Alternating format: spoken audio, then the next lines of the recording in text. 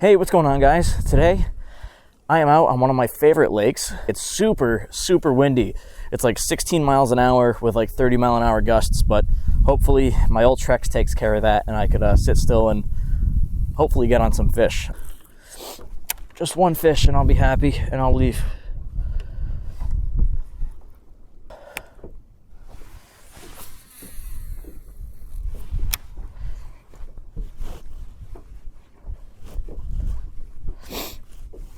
Will my dance entice a bite? Maybe, maybe not. We'll see. Oh, or I'll just get pneumonia.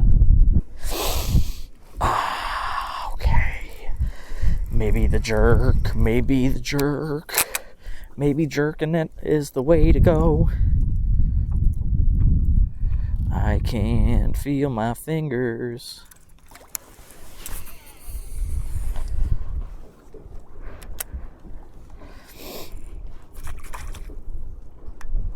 That's what happens when you're 4 feet tall using a 6'10" jerkbait rod.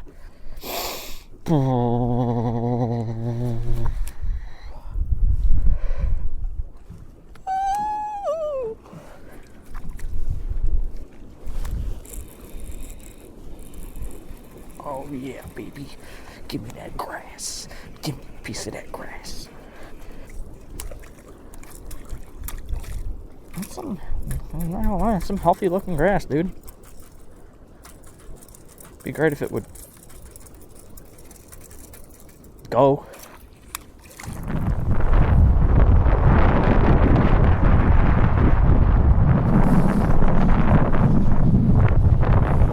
Well, guys, it's getting a little windy. Might have to wrap this one up. Didn't catch anything today, but I know my old Trex works, so that's pretty cool. Yeah, I think I'm going to try to get the boat on the trailer and call it quits. Because I'm freezing, and I'm getting blown over right now. Oh my god, hold on.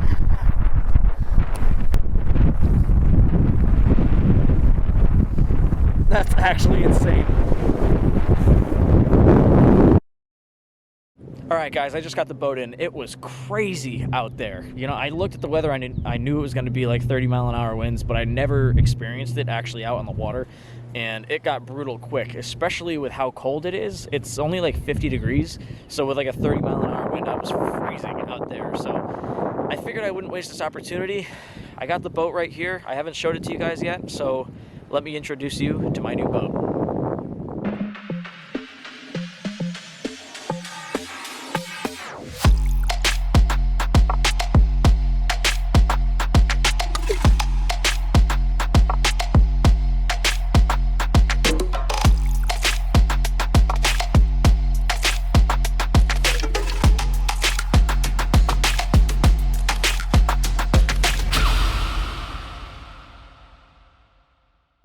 So yeah, I'm sure my hat has given it away by now, but I am the proud new owner of a VEXUS AVX 1980, and let me tell you guys, I am in love with this boat already. I've only had it out 3 times, but it is such a step above my last boat, which was a Tracker Pro 170. I'm beyond words when I'm trying to describe this boat. So why don't I give you guys a quick tour? I'll start at the front and work my way back.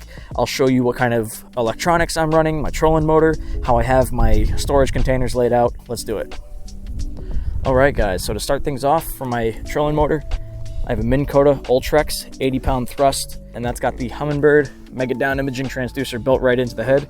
That's paired with a Humminbird Helix 9. Now on my last boat, I had a Garmin UHD 7-inch unit up there, so just having that little bit of a bigger unit up front is really nice. I do plan on eventually getting a 12-inch unit, but right now, that is serving me pretty well. Now right next to that, I've got my trim and nav and anchor lights just on a switch right there, which is really handy, not having to run to the back to you know, trim the outboard up if you're entering some shallow water. So that's really nice. Got my recessed foot pedal right there for the Ultrex. Got a little cup holder right there. There's a little tool holder section, which is pretty handy again. Right there is my foot switch for my talons that I have in the back that I'll show you guys. Now, moving back, this boat comes standard with boat buckles, on both sides, which is really, really nice. I get so many rods up here, and they're held so secure by those things. I actually drive to the lake, trailering my boat with my rods on deck, and that's really nice because I don't have to worry about them flying off or anything. They're super secure, no problems at all. Right there is the hole for the pedestal seat. I never really use that. I like standing when I'm fishing, and I prefer to have the space on the front deck. So, going into this unit right here, I'll open this up. This is the rod locker. There are 2 on this boat, but this is the one that I use as a rod locker. And you could probably fit 16 to 20 rods in here, no problem, maybe even more. It's got this really cool 2-tier step system for the butt ends of your rods. It really allows you to organize nicely in here. And I don't know if you guys could see this, but this goes way, way back. I can't even reach back there. I just stuff my rod sleeves back there, but giant rod locker. Close that up. And then I'll go into the middle storage section, which is another rod locker, but I use it for tackle storage. So again, there's 10 more slots right there for rods. You could probably fit 20 to 25 rods in here, which is insane. I would never have that many rods on the boat, but I just use it for my tackle storage. A bunch of line in here, more line, and terminal and hard baits, chatter baits, jigs, stuff like that. I also keep the light right there and a push pole, which is always handy when fishing some skinny water. Close that up. I'll go to this one over here. Now this I use as more tackle storage. I also just throw the flotation device in here because I don't know where else to put it. This is all my soft baits. I'm not going to go through all this, but there's probably 10 or 12 money bags in here just full of stuff. So this boat has some serious tackle storage, and there's even more in the back that I'll show you soon. Close that up. And then right here, we've got the cooler, which I have not used as a cooler yet, but I've been told that it holds ice for 2 to 3 days, which is insane. Right now I just have a couple bags of nuts in there and some miscellaneous baits that I didn't feel like putting away. Moving up, American Legacy. Moving up, right here is this little center console thing. It's not watertight, so I just throw a bunch of tools and whatever in here. Tackle box full of pliers and scissors and whatnot. Just some docking line, lip grippers, more like docking, mooring stuff. Just some extra line, fire extinguisher. Moving over to the center console where all the driving action happens. So again, another Humminbird Helix 9. Eventually, once I get a 12 for up there, I want to move that 9 here and have 2 9s. So that's my plan. We'll see if that ever happens. I hope it does. So yes, Humminbird Helix 9. Again, on my last boat, I had another Garmin up here, a 7-inch, so it's nice having the bigger Humminbird up here. Down here, another big upgrade from the last boat is a Pro trim lever. So my trim switch is right here, instead of having to constantly reach back and do this. And then under there, another giant upgrade over the tracker is a hot foot. I'm still getting used to driving with this baby, but it's a game changer for sure. Really liking that. Over here is all my switches. So I got bilge, horn, lights, and live well stuff. This is actually a light dimmer that the last owner installed. I don't know if you can see that there. It looks really cool at night, but there's these blue LED strips all along the sides of the boat that really illuminate the deck. So that's pretty awesome. And he put them on a dimmer. I don't know if you can see that, but now it's dimmed all the way down, dimmed up, dimmed down. Pretty sick. Over there, more live well controls, kill switch. And then this is the remote drain plug, which is another thing that I'm getting used to. It's nice not having to crawl into the boat anymore to check if the drain plug is in or tighten it, you know. Center console, 2 cup holders. So in here, I've got, I don't need to tell you what that is. I just throw my wallet and keys in here while I'm fishing. My dad's pliers, some cull tags, my dad's glasses, scale, the iPilot remote, just a bunch of, you know, other miscellaneous tools and whatnot, stuff that you would want to get to quickly. that in there. Now, moving back, we got the live well. Now this is nice because it's got two sides, and God, is it dirty. I gotta hose that out, but it's got this nice divider. Smells like bass. It's nice. Right there, we got the oxygenator, which is pretty cool. It's a nice little feature, keep your fish alive. It's a pretty big live well. You could probably fit 40-inch pike in there if you really wanted to. All right, moving over here. You know what? Let me take out that seat so there's no shadow. Open this up. This is a giant storage bin, like big. Nothing in it right now. My dad usually uses it for his tackle storage, but he took it all out before I left today. So that's basically his storage unit. Over here, another one exactly the same size, and this is what we put everything else in. So basically there's like a first aid kit in here, baby wipes. My dad has his line and leader in there, a couple life jackets, and just a bunch of miscellaneous stuff that you would need for the boat. So that one is pretty full. There we go. Now, battery compartment. The battery compartment on this boat is massive. Absolutely massive. Right there, got a 3-bank charging unit, Real Pro.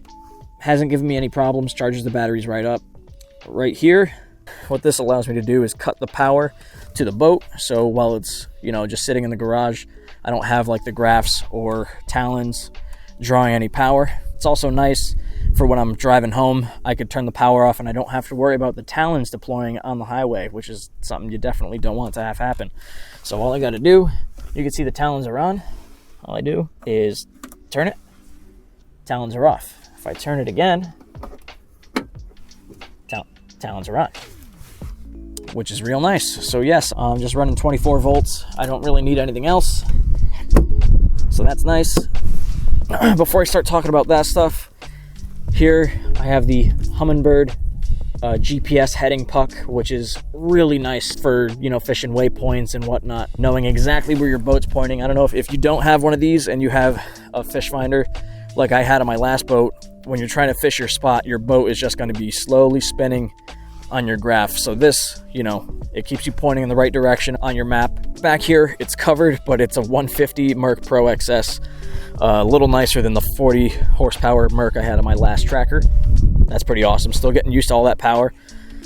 I couldn't imagine what having a 250 would be like. And then here, obviously, 2 8-foot Minn Kota talons. The guy who actually traded in this boat, the last owner of this boat, gave me a wicked deal on these talons. I basically got them for half off, so that's pretty insane. I couldn't say no to that. So I don't know if you know this about talons, but because they're mounted above the bottom of the boat, let's say for instance you get an 8-foot talon, you're not going to be able to anchor in 8 feet. It's going to be more like 6.5 feet is your max anchoring, just because of how they're mounted. But that's plenty for me, especially because I have the spot lock on the Ultrex. So yeah, guys, there she is.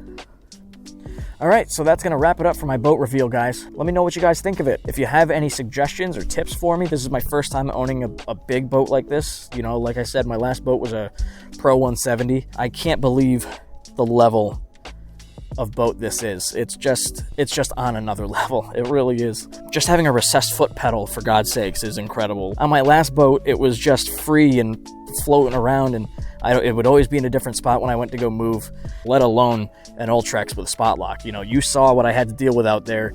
It was pretty ridiculous, and to be able to sit in one spot is just a game changer. It really is. Again, having the talons back there, pretty incredible. Just being able to anchor in shallow water and not move at all.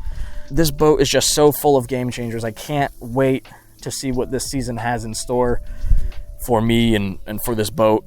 I still haven't tested out its full capabilities. I haven't gotten it up above like 35 miles an hour. I think it'll do mid 50s, maybe low 60s if it's just me on the boat with like not a lot of tackle, but we'll see. It's only a 150, but it's more than enough for me. So thank you guys so much for watching. I appreciate your time. Be sure to look out for more videos coming soon, and I'll catch you in the next one.